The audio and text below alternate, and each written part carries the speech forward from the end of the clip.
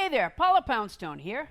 I hate to interrupt, but maybe you might like to listen to my new show, live from the Poundstone Institute, where I talk to researchers about interesting studies. It's like Hidden Brain, except our brains are really well hidden. Find it now on the NPR One app and wherever you listen. Hello and welcome to Car Talk from National Public Radio with us, Click and Clack, the Tappert Brothers. And we're broadcasting from this week from the Men Are From GM, Women Are From Ford division here at Car Talk Plaza. This says it all, I think. I just want... And it's only 27 paragraphs. Pretty good. It's actually quite brief. Roughly 3 years ago, my girlfriend climbed into her car, a 1986 VW Golf, to leave for work. Just before she shut the door, she said, "I love you." It was the first time she had ever said it to me. I paused, glanced at the steely gray sky to savor the moment, then redirected my gaze at her car to say with what any true romantic would say, given the same circumstances. You're leaking oil. Quote, "You're so close. I should really fix these rust spots." Tears welled up in her eyes. The moment was more than she could bear. She turned the key in the ignition and sped off to her workplace. Not much later that day, I received a phone call from the very same girlfriend. Rather than greeting me with an enthusiastic "hello, my love," as I felt I had every right to expect, she was downright bitter. According to her, my response to her confession of love was callous and insufficient. My viewpoint was somewhat different. In fact, I argued, by promising to fix the rust spots on her car, I had gone beyond telling her that I love her. You transcended love. I was actually extending the intention to demonstrate it in a most tangible way. Yeah. She didn't buy it. No, I didn't think so. 3 years later, she still tells the same story to everyone willing to listen. The message finally got through to Nellie, my girlfriend, that the promise of rust repair equals love. We are to be married. She still drives the 86 Golf. And by God, I really should fix those rust spots. Now, see, people say that men aren't warm. Yeah. But no, I think he's right. I mean, he did go beyond. It went beyond. He could have merely said, "I love you too." But it's understood. It's uncreative. Exactly. I really should fix those rust spots. It's like giving your wife a shop vac for her birthday, as we have done. It says it all. Yeah, Did you give her the wet dry one? She doesn't speak to me anymore. I gave her the wet dry. Yeah, me too. I was worried about being strangled by that hose. It looked rather substantial to me. Yeah, it doesn't hurt too much, though. She whacks me with it every once in a while. If you'd like to talk to us about your car or your shop vac or your love, our number is 1-888-CAR-TALK. That's 888-227-8255. Hello, you're on Car Talk. This is Kathy. Hi, Kathy. Where are you calling from? I'm calling from Richmond, line 5. And my girls have never heard of y'all. Richmond, line 5. Richmond, Virginia. Yeah, got it. Got it? Got it. You got it. What's So you're obviously at work. Obviously. You're trying to direct traffic and talk to us at the same and time. I'm the boss. Oh. Well, if you're the boss, then Yeah. they'll figure out what to do. So what's up, Kathy? You have to delegate responsibility. You can't be a good boss unless you can disappear for a couple of weeks at a time. There you go. So what's going on? All right. I have an 86 Saab, Yes? 150,000 miles. A 900 or a 9,000? It's a Kmart special. It's the 900. 900. Yeah, okay. I have an oil leak in the front engine, Mm-hmm. and I've had it for 6 years. The car or the leak? And you just got around to calling us? Has the line been busy all that time? And, yeah. Patty called you. I'm on the other line. Hey, come on. Hey, we're on a tight schedule here. man. Patty, who This cares is about really gonna Patty? be good, isn't it? I hope my husband doesn't find out all these calls I'm on. I'm sorry. That's quite all right. All right, so For 6 years, you've had an oil leak in the front engine. How about the rear engine? no. No, the I front just of the have a front engine in this one. Well, the front of the engine is towards the back of the car. Do you know that? In this No. car? This engine's in backwards. Number one cylinder is closest to the firewall. Well, the oil leak is toward the front of the car, though. That's what they say. That's what they Okay, say. so that's the rear seal. It's actually the rear of the engine. Oh. But that's all right. And so now they're suggesting that you fix it? Well, they always suggest I fix it. It's $800 to pull the engine. Right. And they don't even know if they can fix it. No, and if they do pull the engine, they're going to find $800 of additional leaks and problems. Right. I'd leave it alone. Yeah. You've done the right thing by disregarding everything they tell you. Well, my point is if the car runs. Yeah. You've been putting oil in to replace the leaking oil? I have. I'm very good at every 3,000 miles, 2,000 to 3,000 miles, I have the oil change, and it's less than a quart low. Oh, then ignore it. So. Ignore it. Yeah. Absolutely ignore it. I wouldn't worry about it. Just make sure that you don't forget to change the oil. And you ought to check it once in a while Okay. between oil changes because the oil leak could get worse, and then it could be down 2 quarts when you Okay. change it, and that wouldn't be good. All right. The engine doesn't like to be 2 quarts down. Okay. So that's it. That was the whole thing? That's it. But I called to tell you that my husband and I listen to you every week. Yeah? Boy, well, Well, you can buy some tapes and listen to them all the time. We have tapes for sale, You tapes, do? CDs. Yeah, we get everything. Yeah, can we sure. interest you in the the October special? The Car Talk complete entertainment package. I never know when you guys are telling the Oh, truth. how about the Tape a Month Club? That's it.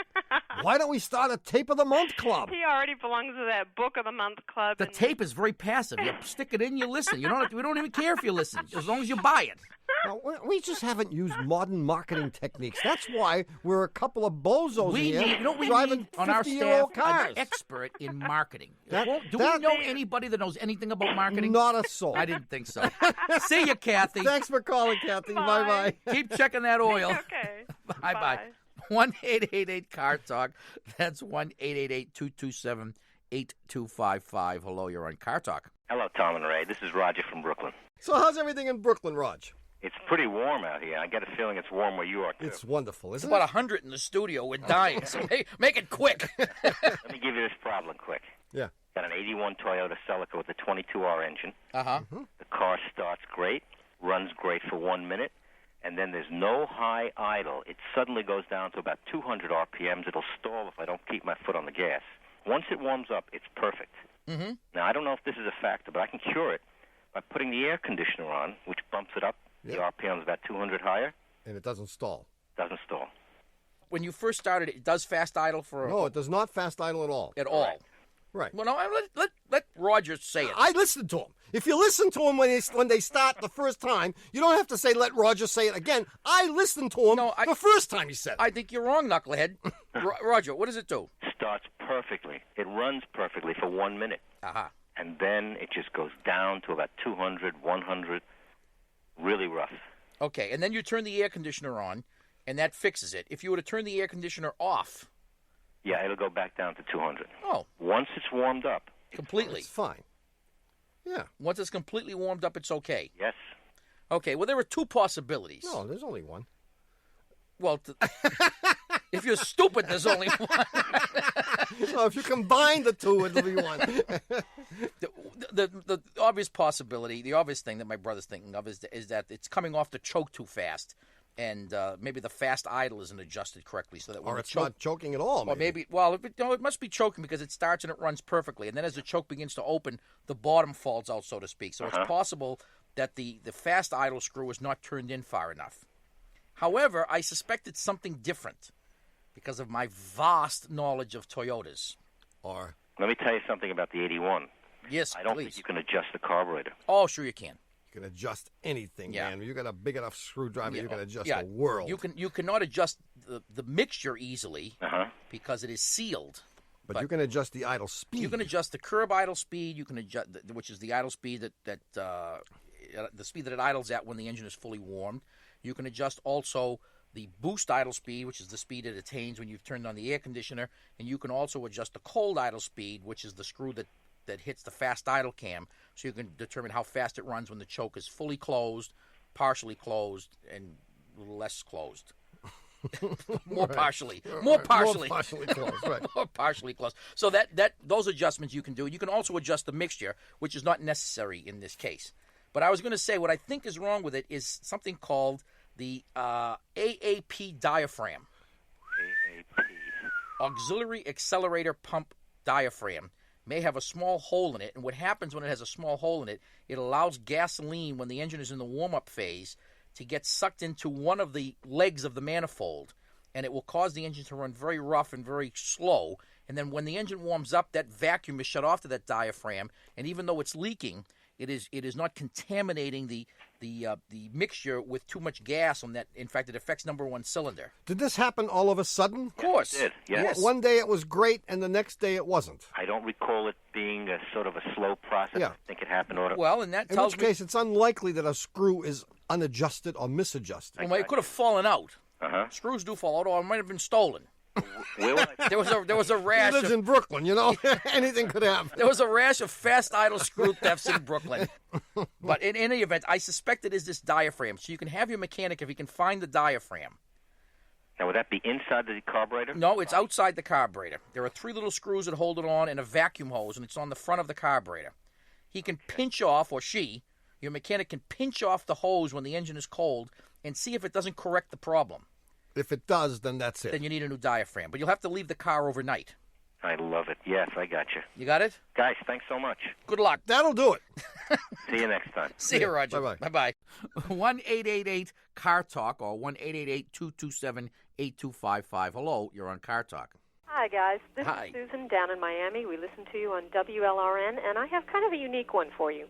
Okay. My husband and I have a 1960 Austin Healey Bug-Eye Sprite, Yeah. and it needs to be put away for some long-term storage, and I wanted to get some tips on how to accomplish all this. How long is long? About 3 years? 3 years. Mm-hmm. Oh, he took a job in the Persian Gulf? Sort of. Yeah. Change of duty. Change of military. Exactly. Yeah. Well, there are 2 schools of thought here. Okay. My brothers and the rest of the civilized world. No, wait a minute. Wait. Where we... No, it's true. Your theory on this is leave it parked somewhere, and when you come back, buy a new battery, put it in, start it up, and No, drive away. where are you going, Susan, that you couldn't take the car? Okay, we're going to New Orleans, and the thing is we have 3 other cars, so something's got to give. Yeah. You got a lot of cars. Yeah. Why are you delving into Susan's personal life? It's none of your damn fun. business. She asked a technical question, which should have a purely objective answer. No. You have to realize when you don't have a good technical answer, then you've got to kind of fake it. fake around. You change the question. Yeah. Always change the question. If you Yeah. can change the question. Yeah, I that's learned that from Ronald Reagan. Were you kidding? You think I invented that? No, that is true. You're going to leave a store for 3 years, huh? 3 years. Yeah, it looks like it. That's a long time. You know, I have recently developed a new theory about this. And the genesis of this new theory was that what they do with boats. You see how they store boats? That used to be... Yes, in fact, I happen to know the inventor of the device that makes that possible. The great Mitko. He's also a magician. What they do now, they shrink wrap boats, right? Exactly. They shrink wrap them. Just like you go into the supermarket and you buy shrink wrapped peas, you can now shrink wrap an entire yacht. We have to pay attention to this because when we do our boats, this winter. Well, they used to they used to have the older version of this was Cosmoline. That's what they used to use back. Right. When you got those Jeeps when you were in high school, the $50 Army surplus Well, Jeeps. there's some question about this, actually. This is an interesting idea because what they do, actually, with the boats is they cover the entire boat, get this, with a gigantic piece of plastic, and then there is a heat wand, which you use at the end to sort of seal... Susan, you're laughing, but this is serious. This is the truth. This is a yacht haven. I've seen these. To my knowledge, I don't know that anyone has ever done this with a car. It's an interesting idea. Well, what's curious about it is the thing you're trying to do when you store the car, the basic issue is keep moisture out. Mm-hmm. So you're going to make very sure that you don't seal in all the moisture. Right. That's why you must vacuum seal You have it. to vacuum pack your car. Yeah, and this isn't you good could enough. do. What they do with the boats is not good enough. Vacuum pack, huh? Right.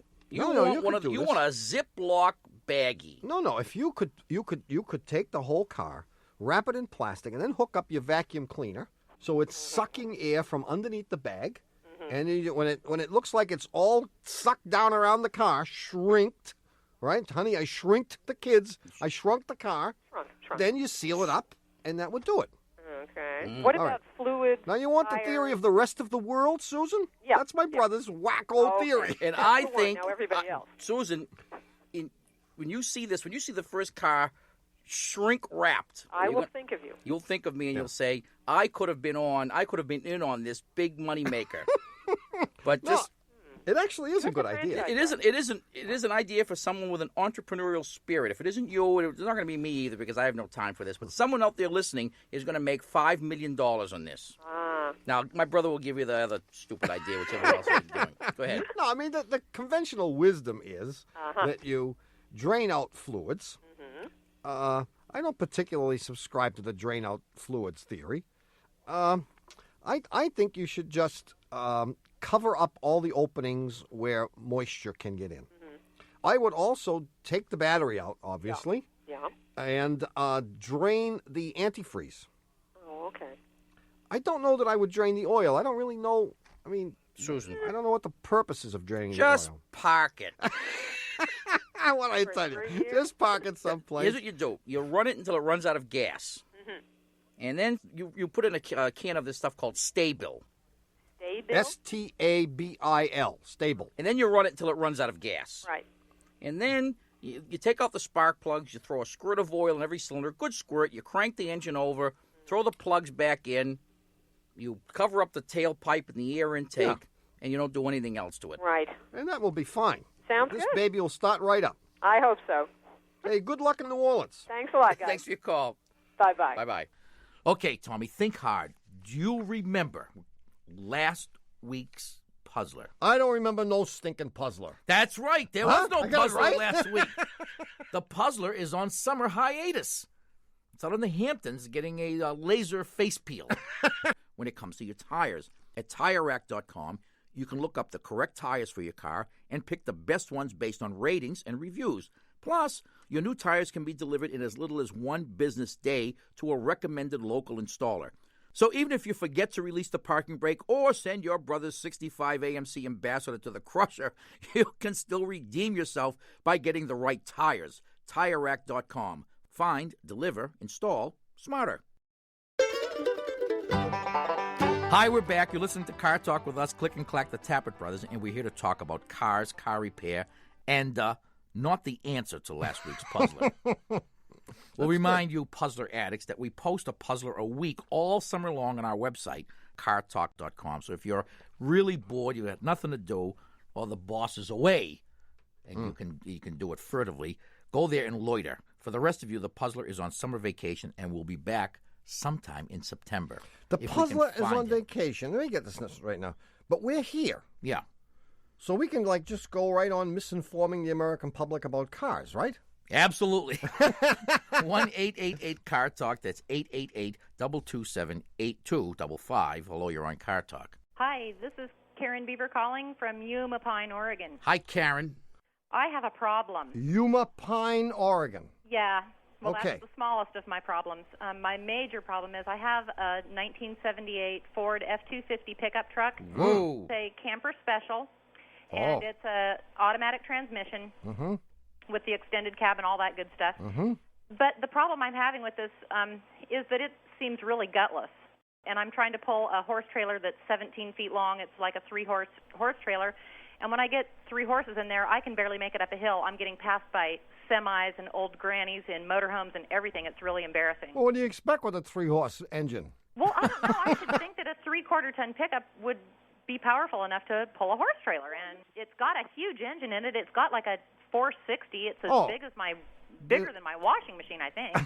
There's no question that it should have enough power to pull 3 lousy horses. What does a horse weigh, 1,000 pounds, 1,200 pounds? Well, 1,200. my horse weighs more than that, but he's an unusual one. But normally they only weigh around there. What, he's just fat as a horse? Yeah. So, I mean, they're a mother-in-law. No, Horse mothers don't go there. It should pull it. Do you feel that the engine speeds up but the truck doesn't? Can you hear that happening, that you step on the gas to make it go? No, not really. How long you had this truck? 3 years. Ah. Who had it before that? I bought it from a fellow in Portland, Oregon, and he had done a bunch of work on it. He had the transmission overhauled and put in a new carburetor. How many miles on it? When I first bought this truck, the fellow told me that it had the engine rebuilt at 140,000, and now it's getting ready to turn over again, so I'm not sure exactly how many miles are on it. Well, if you're lucky, it's something as simple as incorrect timing, if you're lucky. If, on the other hand, the timing is correct, there are other reasons why it might have low power. You could have a restricted exhaust system. There could be the dead animals in the exhaust system that are preventing the exhaust from escaping. That would diminish the power considerably. Well, wouldn't that stink? Not if they've been dead a long time. Oh. And plus, the stink is behind you. You don't smell it. The horses are killing the horses. Oh, that would be horrible. Well, I mean, I don't know. And the worst thing is you could need an engine rebuilt. Yeah, I mean, because you may have 400,000 on this thing, and you might have no compression at this point. And you haven't brought it anywhere to have someone look at it?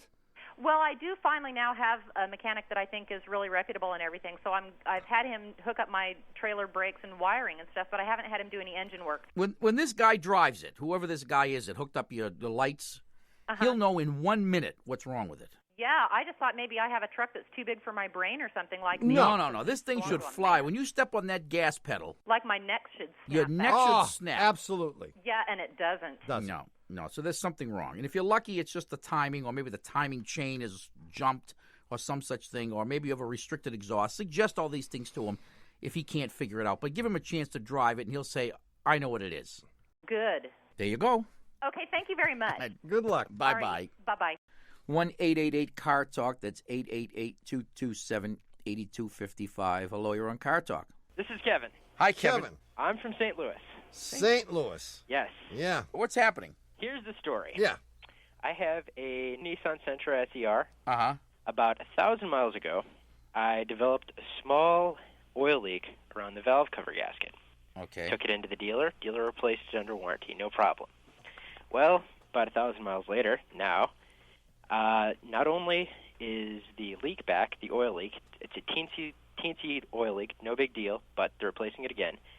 But also, in the last 1,000 miles, I've had this noticeable air leak of some kind, which I only notice, the car red lines at 7,500, and I only notice it from 2,000 to 6,000. What do you mean air leak? It's a whooshing sound. It's constant. Like that? Loud. What is that noise? Pardon me? What is that noise? That's your engine? No, that's the blower. I work at a car wash. Oh, I thought you had taped the sound. That's great. No. But does it resemble that sound? No, not quite that loud. So you can get this. Less, you can get this noise if you just sit there and rev it up to 2,000 or more. Yes, when I'm driving, whether I'm not in gear, doesn't matter. If the engine's between 2 and 6,000, there's a. And you don't have to be moving. No. Oh, that's good. The other thing is that I've always been told that if you put a piece of cardboard over your tailpipe and the tailpipe blows the cardboard out, you're fine. If it sucks it back in, you've got potential problems. Well, it's not. Whoa here, wait. If it's not at 2,000 to 6,000, it's not exactly. Is this guy getting the hot wax or not? Yes, he is. He is. And more importantly, does that stuff work? Yes, it does. It does, huh? It actually does. Okay, I've always wanted to know that, and no one's ever given me the straight answer because I've always asked people that worked at. Oh, never mind. Okay, so anyway, you covered up the tailpipe with a 3x5 card, and what happened? Between 2 and 6,000, it doesn't exactly pull the card back to the tailpipe, but it doesn't blow out like it does before and after that range. Well, my guess is that what you hear is an exhaust leak. Okay. Okay, and the simpler test is to take your hand with a substantial rag over it and plug up the tailpipe. A big heavy rag because it's going to burn. Yeah, with asbestos fibers worn into it. Yeah. But you're only going to do it for a few seconds. Right. And you're going to have an assistant actually hold the rag on the tailpipe. You're going to be up front listening for the noise, and you're going to hear an exhaust leak. And I suspect it's unrelated. It's probably unrelated to the work they did, although it's possible. Very unlikely.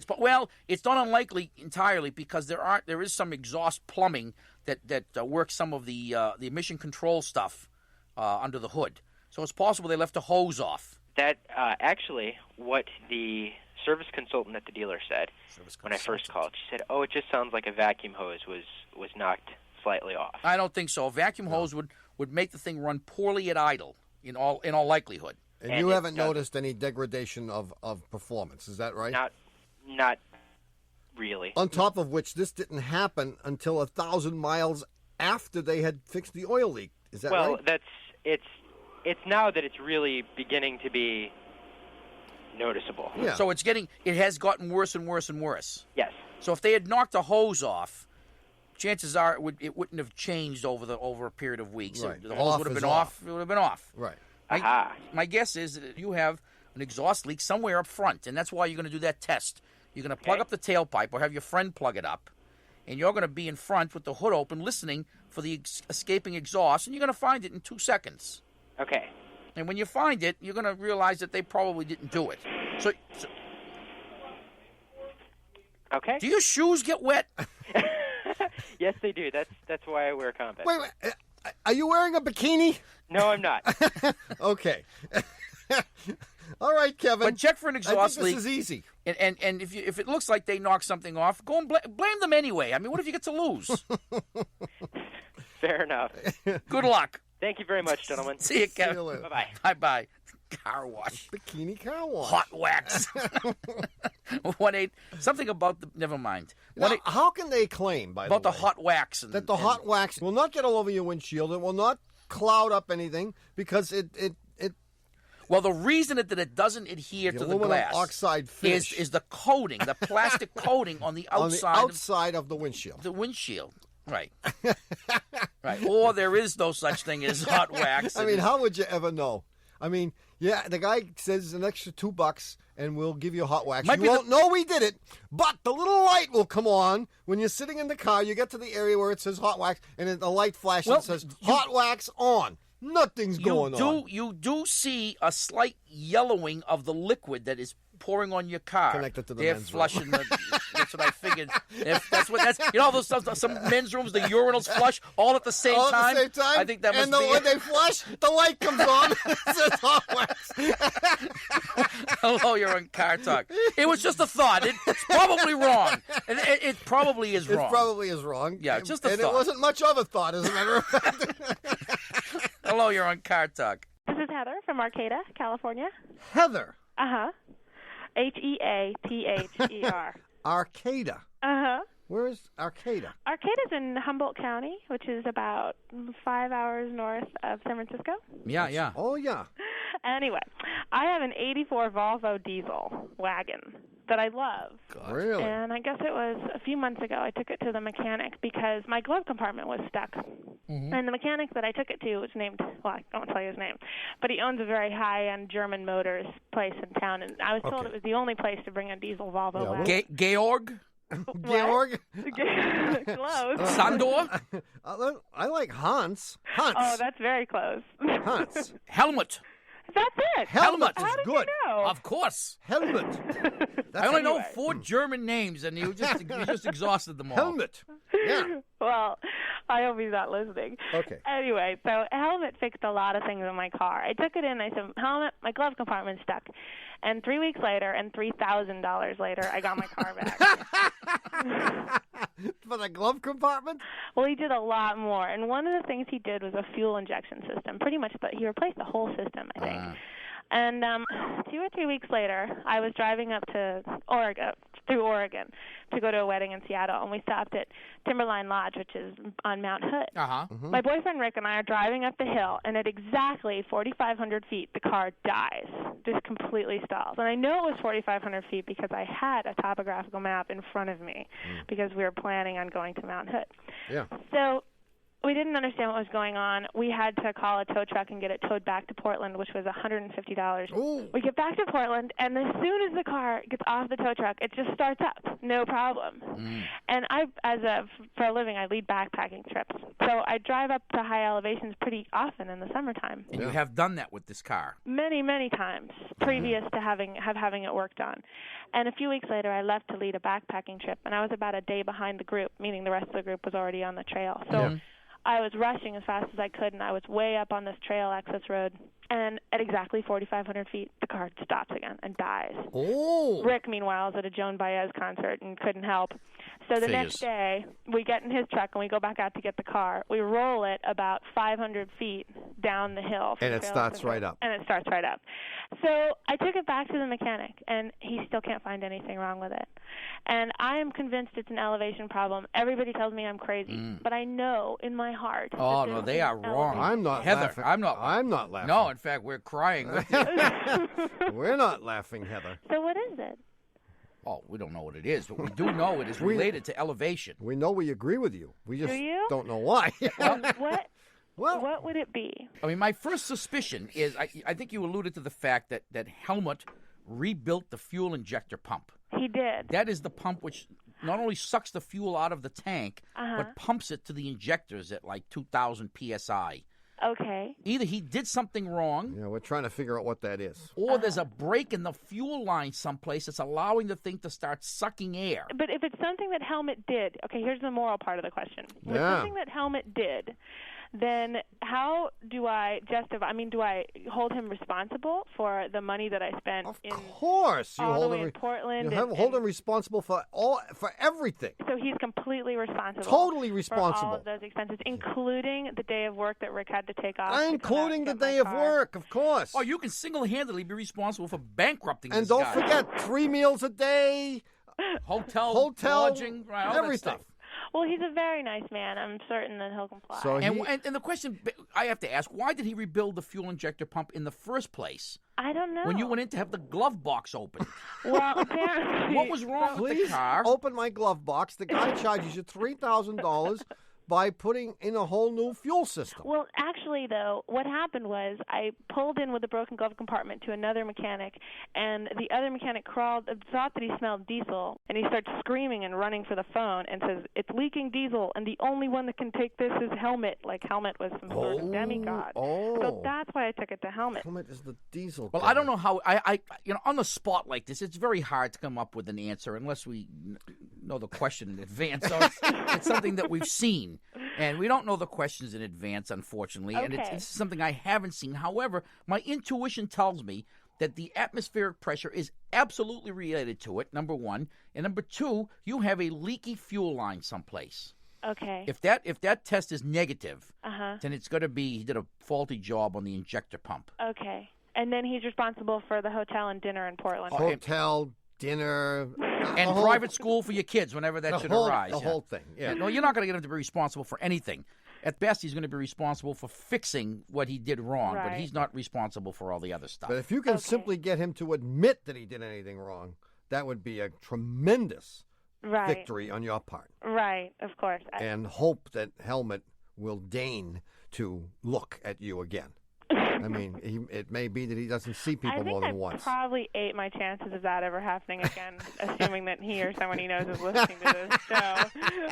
Well, it was your fault for using his real name. I said Helmut. You could have said no. You guessed his real name. I never said his name. We were going to stick with Hans. Hans was good. Sandor was good. Now, as far as Volvo diesels are concerned, are they good cars? I mean, can I count on it putting a lot of miles on it? Oh, yeah, these are great, especially at high altitudes. Yeah, they use these in airplanes. Good luck, Heather. You may be on Stump the Chumps. Call us back. Great, thank you so much. And if Helmut needs any help, tell him to call us. I will. See ya. Bye, Heather. Okay, look, we have to pause right now and take a break. Oh, station identification? No, station underwritification. We'll be right back in a minute. I got my car down at the garage. It's a 1952 Dodge. It just won't start no matter what I do. No, the car won't start. I think I'm gonna jump that car. 'Cause no, it won't. No, no, no, no. No, it won't. No, no, no, no. The car won't start. Gosh darn bucket of bolts. And even though Hannibal Lecter pops a Zantac whenever he hears us say it, this is NPR. Support for the Car Talk podcast comes from Sunbasket. Sunbasket makes it easy to cook nutritionist-approved meals in your own kitchen with organic, non-GMO ingredients from farms and fishermen sent directly to your door. Choose from paleo, gluten-free, vegetarian, breakfast, and family options. You'll get pre-measured ingredients and easy-to-follow instructions and get dinner on the table in 30 minutes. NPR listeners get their first 3 meals free at sunbasket.com/cartalk.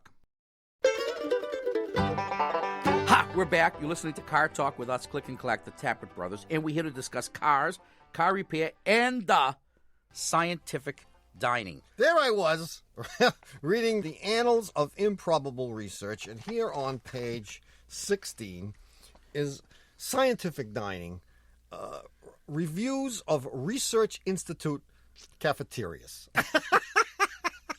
I mean, what kind of wackos are these people? I mean, and the reason it's of interest here is because it's quasi-automotive, because they're doing a review of the General Motors Research and Development Center cafeteria.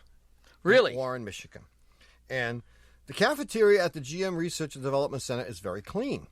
Sited majestically in the basement, just steps from the base of a gleaming Aero-Saarinen designed spiral staircase, it attracts well-groomed and occasionally faithful lunch crowd of hungry researchers. And then it goes on. Every table features a bouquet of artificial flowers anchored to an attractive woven basket.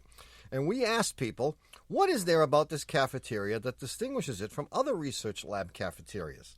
A focus group of 5 GM staff research scientists answered this question with silence. Eventually, one scientist offered the notion that it's subterranean. What was this? While standing in the serving queue, we smelled something burning, perhaps a featured entree. He and his colleague recommended the plentiful selection of breads and rolls, which are renowned for their longevity.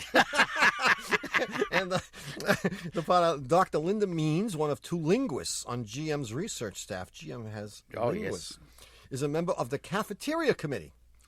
She recently persuaded... What an honor. She recently persuaded the manager to augment his wide range of vegetarian dishes, which previously had been limited to French fries. And succotash. Okay, and then they give a scale. The cafeteria's regular diners give it a consistent 1. The scale goes from I to pi. Of course, it's a research lab. And they rated it on the basis of quality, where it got a rating of 1, trendiness, where it got a rating of 1, and bearded men, which is the number of photos or drawings of bearded men displayed on the walls of the cafeteria, where it got a 0.6. All in all, we found that your visit to the GM Research and Development Center, if you have to have lunch, and if you can't find your way out of the basement, the cafeteria is a fine place to dine. Who wrote this? Stephen Drew. Now, what does Stephen Drew do when he's not doing this? He's locked up somewhere. I don't know who he is. Definitely locked up. Hey, look, this is normally the time where we give you the new weekly puzzler, but there is no new puzzler this week because our dear puzzler is on summer vacation. Where is it? San Diego? No. Chicago? No.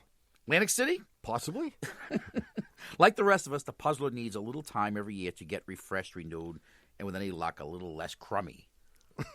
So if you're dying for a puzzler, you can try one of our archival puzzlers, which you can find at cartalk.com. And if you'd like to call us about anything, the number is 1-888-CAR-TALK. That's 888-227-8255. Hello, you're on Car Talk. Hello, this is Dennis from Mexico, Missouri. Dennis! How are you? Mexico, Missouri? Mexico, Missouri, that's right. I never knew there was such a place. Oh, yeah. Oh, there's a Paris and a California and a Nevada. There's Louisiana. There's lots of things. Wow, that's interesting. Evidently, where is Mexico in relation to like other landmarks we might know? Like what landmarks might you know in St. Missouri? Louis. The Arch. We would know the Arch. Springfield. Well, the Arch would be about it. The Arch. It's probably 110 miles north by northwest. Oh, I know. I saw that movie. Cary Grant, Eva Marie Saint. Yeah. What a Great movie. Anyway, what's going on, Dennis? Well, I've got a Toyota Corolla. Mm-hmm. I've had it since it got driven off the trailer. Excellent. and it's got 220,000 miles on it. And about 3 months ago, it started jumping out of fifth gear. So I got into a habit of when I was going into a turn, I'd always reach down and hold the gear shift, and then as I accelerated, it would stay in. Yeah. But now, it pops out whenever it wants. Yeah. So I've temporarily fixed the problem. With a rope. With a bungee cord. Exactly what I was going to suggest. Now, the people take various approaches to where they attach the other end of that bungee cord. Right. Where have you put yours? Well, actually, is it in the glove compartment? No. Excellent. It's under the Under glove the compartment. dash. Yes. Under the dash is the favored location. But I'm not sure exactly where because the guy I drive to work with, he always hooks it up under there on his side. So you don't have any problems. What did you call us for? Everything's fine. Well, I saw my mechanic, and he said it sounds like you have a worn fifth gear cluster. Mm-hmm. And my question is, can I run with this bungee cord to help my fifth gear cluster for another 200,000 miles? You could drive from Mexico to Paris. No. With this. Yeah.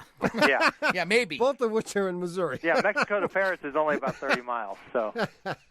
I mean, do you really need fifth gear? Well, that's what I I'm do getting need at. fifth gear because I'm up to 70, 75 on the way to work every day. Well, how long are you driving at that speed? Most of the 30 miles? Most of the 30 miles. Well, I mean, eventually, there's no bungee cord in the world that will keep this thing in fifth gear. Okay. And who knows? It may start popping out of the other gears. Is this an indication? Because I've never replaced anything on the car, clutch or anything like that. Yeah, well. Just the usual wear item. Well, you must be close to needing a clutch. I may be. Here's my recommendation. Try to find a second-hand transaxle. Okay. And when you do the clutch, have them throw that thing in. And if you can find one for a few $100. Oh, okay. Throw the whole thing in there. Something with low mileage, like 180, 185. Yeah. You know. Yeah. See you, Dennis. Thanks for the help. Good luck. Bye. 1-888-CAR-TALK or 1-888-227-8255. Hello, you're on Car Talk. Hi, this is Alita from Quechee, Vermont. Elita? Alita. A-L-I-D-A? Yep, that's it. From where? Quechee, Vermont. So what's on your mind, Alita? My boyfriend and I have an 89 Nissan Pathfinder, Mm-hmm. and we have a problem with it. There's fuel dumping down into the motor oil, and the wrong catalytic has been on it for about a year now, and it's gone through about 5 mufflers. But the truck's not burning any oil, but it is running rich. I bet it is. Yeah, so we've had just a ton of problems with it. So a few months ago, we were just sick of this truck, sick of these problems, and we decided we were going to blow the motor. So just to see what it was like. Yeah, exactly. Just to see, just to do it and be done with it. See, that's what happens when you live in a place like Quechee, Vermont. I mean, you could have decided to go to a play, but there are no plays in Quechee, Right, Vermont. exactly. So, You have to make your own fun. You have to make your own fun. What are we going to do? But Let's blow the motor, Mort. Wait a minute, Alita. You can't be from Vermont if you want it. You must really be from New Hampshire if you decided to do this. No. How about your boyfriend? He's from Vermont, too. Oh, But I what can't he believe did, it. Okay, go ahead. Okay, he put a block of wood on the gas pedal, and the motor didn't blow. So your plan was that you would put a brick on the gas pedal and just let it run and run and run and run and run until it destroyed itself. Well, first we tried to do it by, being really rough with it, four-wheeling. Slapping it around and stuff? Yeah.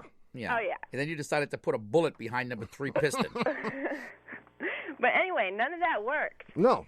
So then after this happened, we had the fuel in the motor oil, and we brought it to the mechanic.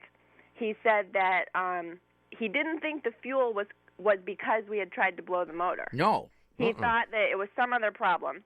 And now he's told us that it's the fuel injectors that need to be replaced because he's saying there's too much fuel going by them and it's getting onto the pistons and then leaking into the motor oil. Well, I don't think so. You don't think so? No. I mean, it's unlikely that all 6 injectors are bad. Well, that's what they're telling us. Nah, it's bogus. Well, wait a minute. What do you care what's wrong with it? Well, You're trying to kill it. No. See, now we like the truck because the motor didn't go. So we're like, well, we've got to fix this. We've got to use this. Great. I mean, we don't really care what's wrong with it either. Obviously, if you have no respect for this Pathfinder, why should we? No, she has new respect for Yeah. it. New respect. The fact that they tried to kill it. You couldn't kill it. You couldn't kill Yeah, it. And exactly. and So it came now back and we're said, like, I'm hanging in there. That wouldn't die.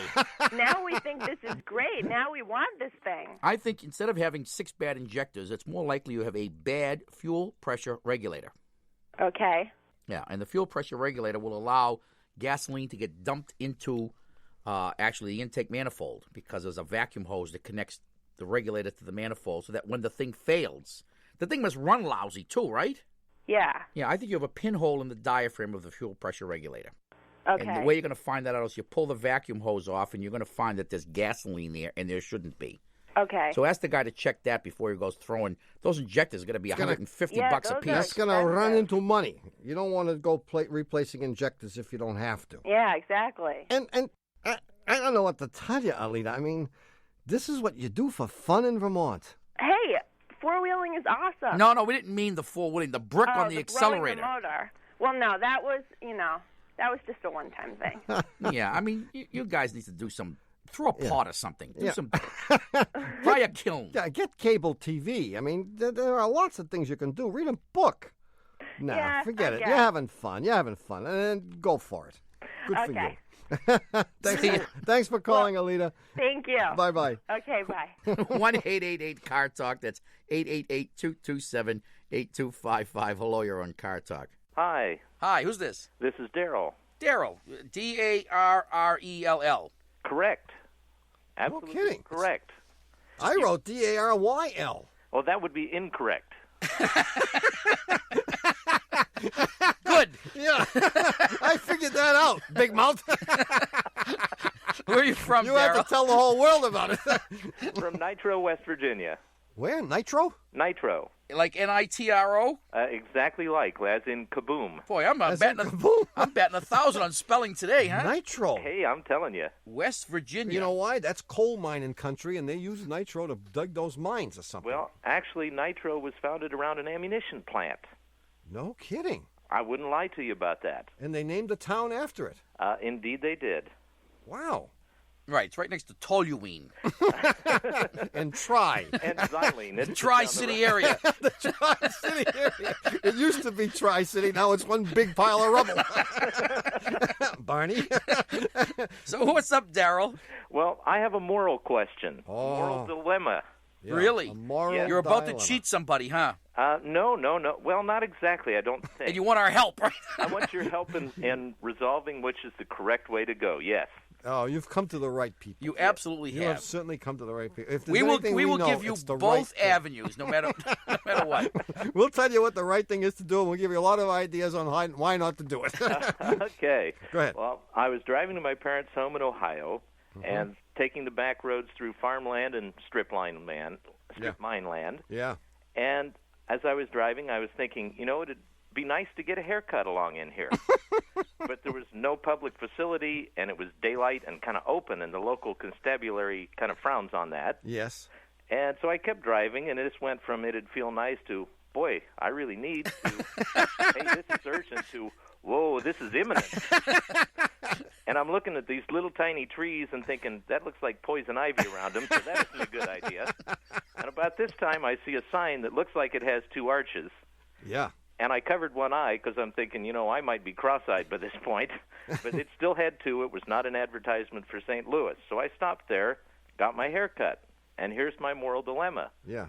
I've used their facilities, which are, of course, paid for by their corporate profits. Mm-hmm. Am I then responsible to go up and help contribute to the corporate profits? I see. Well, I mean, this is a small moral dilemma.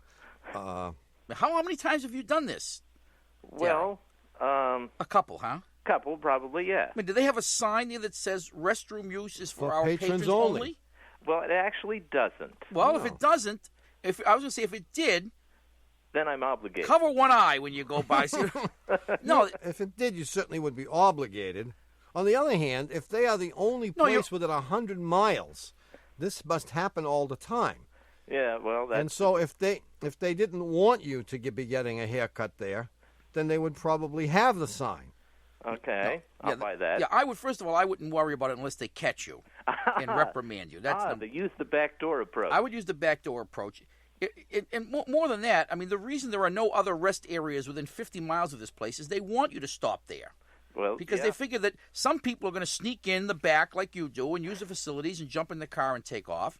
But the vast majority of people are going to feel not an obligation, but some kind of a compunction to actually buy something. Yeah. They're going to smell that grease wafting out of those fryer-laters, and they're going to go in and buy a large fries and a Coke. You, on the other hand, had no such compunction. I mean, No- you just no blatantly went in, used the facilities, and left and said, ha! How could you have done that anyway? Did you feel a little guilty? Did you, like, sneak out? Well, I thought about it, and then I thought, Ray Kroc has enough money already. Well, he's dead anyway. Well, He's got enough now. He certainly has got enough, right. I wouldn't worry about it. Okay. No, I wouldn't. I think if that's the worst of your moral dilemma, then you're a pretty good guy. If they say something to me, I'll refer them to you. Yes. Yeah, sure. Send a note to Haircut Division, and we'll respond to it quickly. See you, Daryl. Thank you much. Thanks for calling. Bye-bye. Bye-bye. Well, it's happened again. You've squandered another perfectly good hour listening to Car Talk. Our esteemed producer is Doug, the subway, rental car, and park ranger fugitive. Bongo Boy, yeah. banned in Boston, Berman. That's a tale we'll have to tell soon enough. Our associate producers are David, the Calves of Belleville Green, and Catherine Frau Blucher Fenolosa. Our web lackey is Doug the Old Gray Mare, assisted by Connie Bridgeford. Our engineer is John Cartman Perotti. Our theme music is by David Dog Grisman, and our technical, spiritual, and menu advisor, just back from the scenic route, Bean